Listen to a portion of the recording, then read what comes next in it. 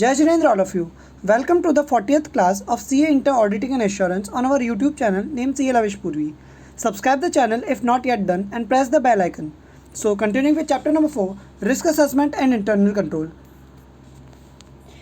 We have read earlier essay 315 and the name of that essay is Identify and Assess Risk of Material Misstatement Through Understanding Entity, Its Environment and हम लोगों ने ऊपर पढ़ा था internal control भी। तो entity, उसका environment और साथ के साथ ही उसकी इंटरनल कंट्रोल की भी अंडरस्टैंडिंग लेनी होती है ऑडिटर को, ताकि वो आइडेंटिफाई और असेस कर सके रिस्क ऑफ मटीरियल मिसस्टेटमेंट। अब यहाँ पर इंटरनल कंट्रोल क्या होते हैं? इंटरनल कंट्रोल एक प्रोसेस होता है जो कि design, implement and then maintain करा जाता है by TCWG management and other person. एक तरीके से एंटिटी में कंट्रोल्स ऑपरेट करता है मैनेजमेंट, ताकि कोई फ्रॉड एरर ना हो। टू प्रोवाइड, तो इंटरनल कंट्रोल का ऑब्जेक्टिव क्या होता है? To provide a reasonable assurance about the achievement of entities objective. Entities objective achieve करने के लिए इंटरनल कंट्रोल्स लगाए जाते हैं बाय द एंटिटी। अब ये entities objective with regard to, मतलब कि एंटिटीज ऑब्जेक्टिव किस सेंस में? With regards to reliability of the financial reporting, effectiveness and efficiency of the operations, safeguarding of assets या फिर compliance with applicable laws and regulation. तो यहाँ पर हम लोग ये जो ऑब्जेक्टिव्स हैं ये भी एंटिटी के हैं, इनको अचीव करने के लिए एंटिटी इंटरनल कंट्रोल लगाती है। तो इंटरनल कंट्रोल का ऑडिटर से कोई रिलेशन नहीं है, internal controls are operated by the entity. उसके बाद ये जो इंटरनल कंट्रोल है, इनका ऑब्जेक्टिव क्या होता है? सबसे पहला, ट्रांजैक्शन जो एग्जीक्यूट हुए हैं वो अकॉर्डेंस में हुए हैं with the management general and specific authorisation. क्योंकि अगर मतलब 10 लाख का कोई ट्रांजैक्शन है तो वो ऑथराइजेशन के बिना हुआ तो इसका मतलब कुछ गड़बड़ है, इंटरनल कंट्रोल्स ऑपरेट नहीं कर रहे हैं या वो इफेक्टिव नहीं है। तो इंटरनल कंट्रोल का ऑब्जेक्टिव क्या होता है कि जो ट्रांजेक्शन्स हुए हैं वो इस ऑथराइजेशन के बाद एग्जीक्यूट हुए ना। उसके बाद दूसरा ऑब्जेक्टिव क्या है कि जो ट्रांजेक्शन्स है वो प्रॉम्प्टली रिकॉर्डेड हुए हैं in with the correct amount, मतलब कि सही अमाउंट में रिकॉर्ड हुए हैं, अप्रोप्रिएट अकाउंट्स में रिकॉर्ड हुए हैं और सही अकाउंटिंग पीरियड में रिकॉर्ड हुए हैं। इससे क्या होगा कि जो preparation of the financial information होगी वो with in the framework of recognised accounting policies होगी, मतलब कि सही तरीके से इन्फॉर्मेशन रिकॉर्ड होगी in accordance with the recognised accounting policies and practices and relevant statutory requirements and to maintain the accountability of the assets की, मतलब ये जो एसेट है इसकी अकाउंटेबिलिटी भी हम लोग मेंटेन करके रख सकते हैं।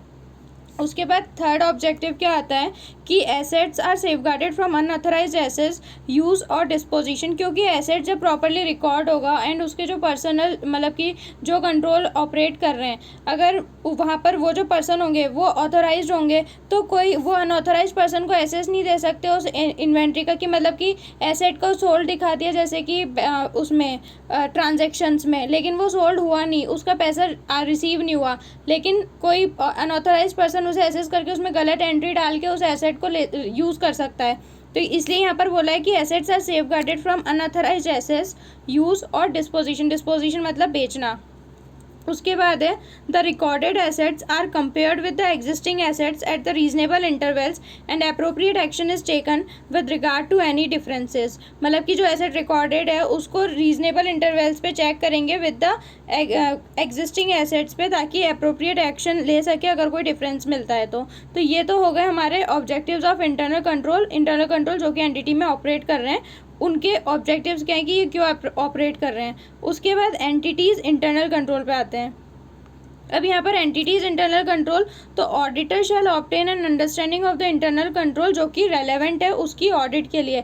क्योंकि एंटिटी में तो हर एक ट्रांजैक्शन के लिए भी इंटरनल कंट्रोल हो सकता है, हर एक फाइनेंशियल रिपोर्टिंग के लिए भी इंटरनल कंट्रोल यूज़ हो सकता है, या फिर हर एक ट्रांजैक्शन या फिर डिस्क्लोजर किसी भी चीज़ के लिए इंटरनल कंट्रोल हो सकता है। तो ऑडिटर को अंडरस्टैंडिंग लेनी होगी ऑफ द इंटरनल कंट्रोल जो कि उस ऑडिट के लिए, जिसकी वो ऑडिट करे फाइनेंशियल स्टेटमेंट्स की, उसके लिए जो रेलेवेंट है।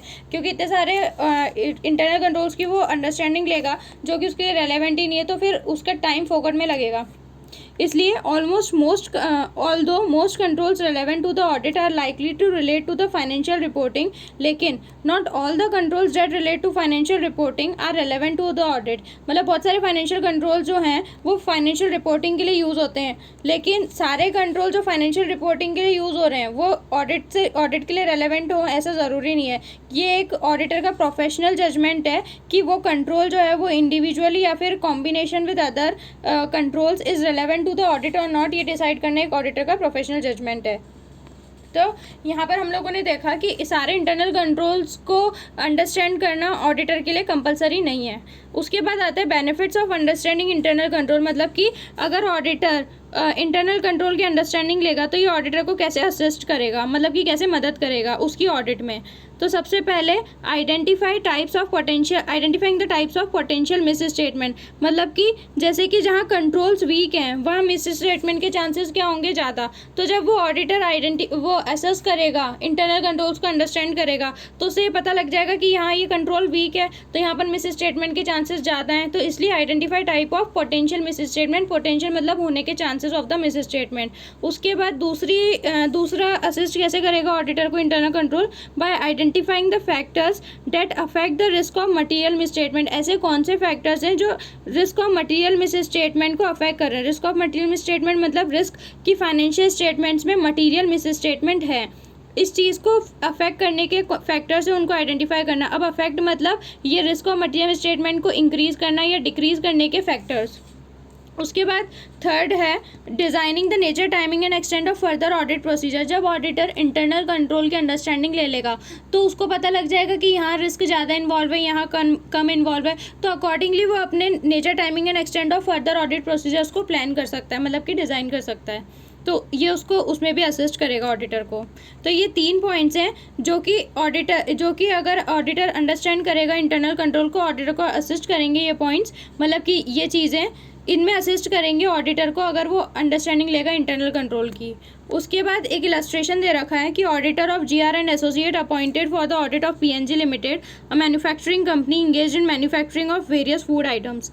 While planning an audit, auditor does not think that it would be necessary to understand the internal controls, मतलब उसको लगा ही नहीं कि इंटरनल कंट्रोल्स की अंडरस्टैंडिंग लेनी चाहिए। तो advise the auditor in this regard. तो हम लोगों ने जब ऊपर इंटरनल कंट्रोल पढ़ा था कि उसको लेनी चाहिए, तो ये कंपल्सन था कि उसको अंडरस्टैंडिंग लेनी ही पड़ेगी इंटरनल कंट्रोल्स की। तो auditor shall obtain an understanding of the internal controls relevant to the audit, लेकिन ये नहीं बोला था कि सबकी लेनी पड़ेगी, लेकिन लेनी तो पड़ेगी। तो इसलिए relevant to the audit word लिखा है। All the most controls relevant to audit are likely to relate to the financial reporting, not all controls that relate to financial reporting are relevant to audit. It is a matter of auditor professional judgement whether a control is relevant to the audit or not.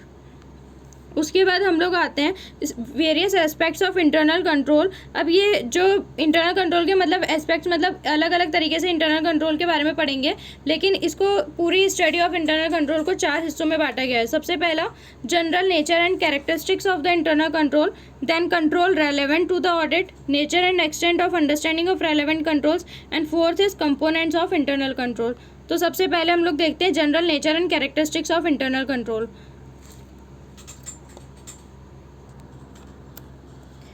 तो इसमें सबसे पहले आता है purpose of internal control. तो purpose of internal control हम लोगों ने ऊपर देखा था कि एंटिटी इंटरनल कंट्रोल क्यों लगाती है, ताकि वो अपन लोग उसके एंटिटीज ऑब्जेक्टिव अचीव कर सके।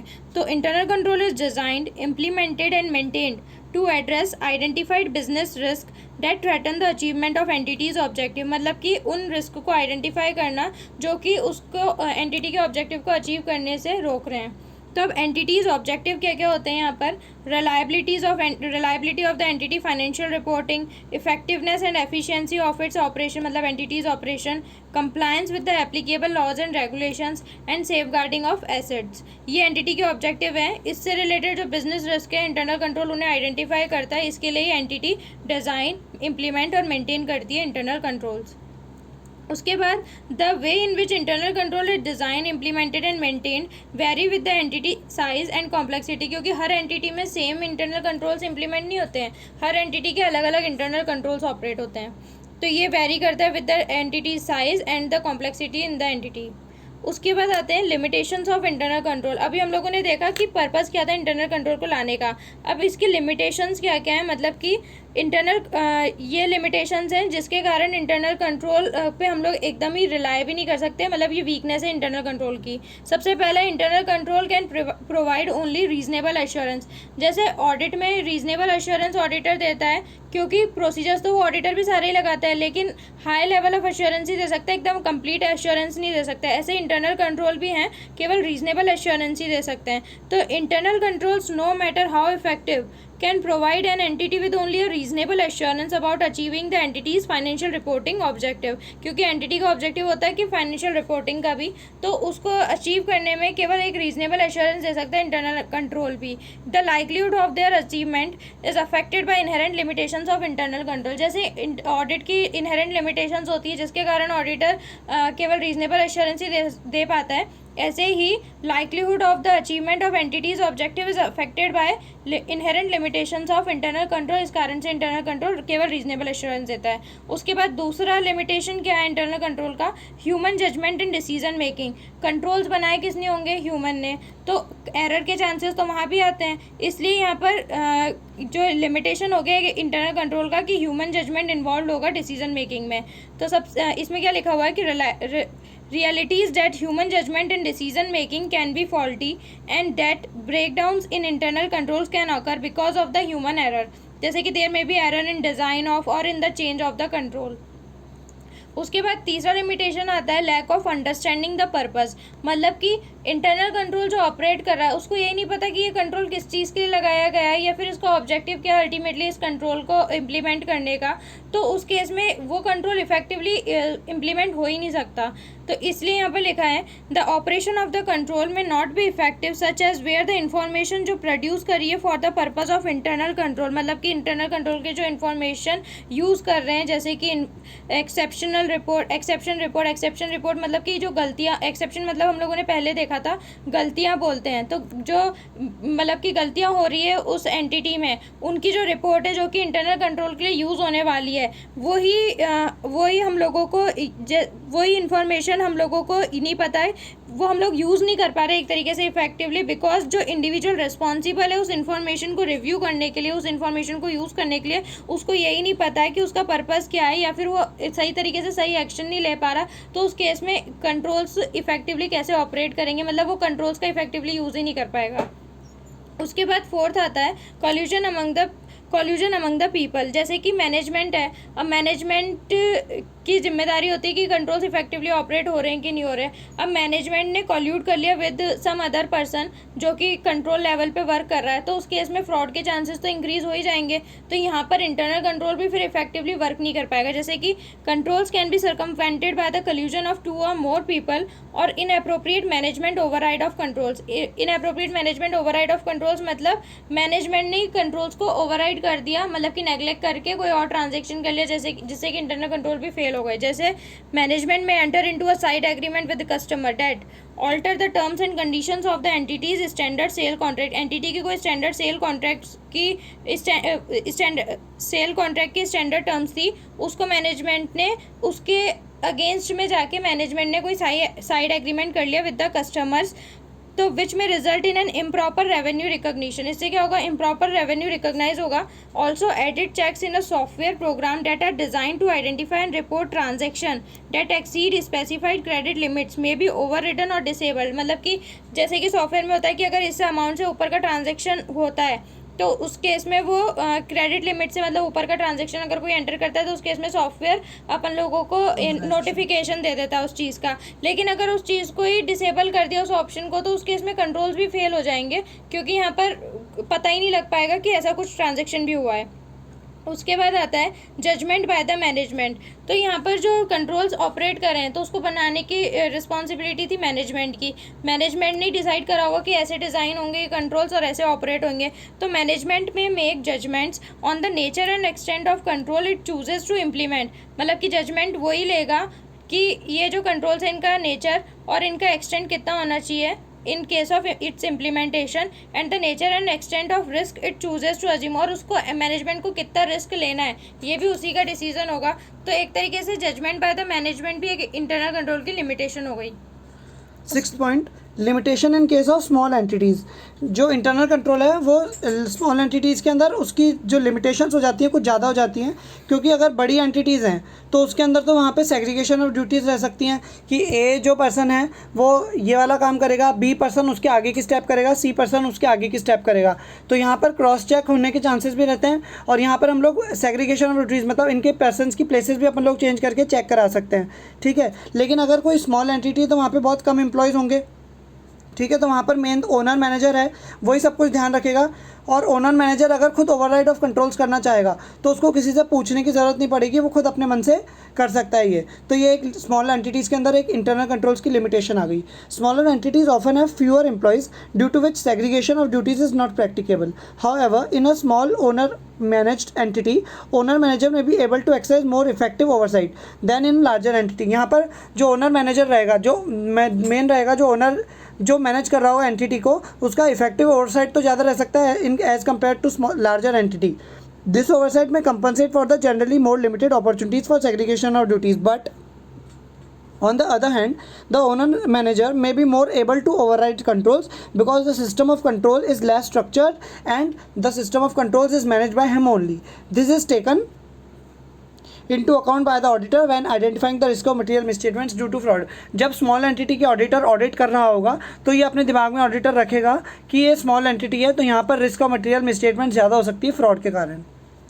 अब अपना नेक्स्ट टॉपिक आता है कंट्रोल्स रेलेवेंट टू ऑडिट। ये अपन लोग अपनी नेक्स्ट क्लास से डिस्कस करेंगे। Hope you are liking these videos. If you have any doubt or query in any topic, or if you want to give any suggestions regarding the improvement of these videos, then you can post those queries or suggestions in the comment box and we will try to resolve your queries. Subscribe the channel and press the bell icon so as to receive the notifications of our new videos. Share these videos with your friends too. Study hard and make your parents feel proud. Jai Jinendra.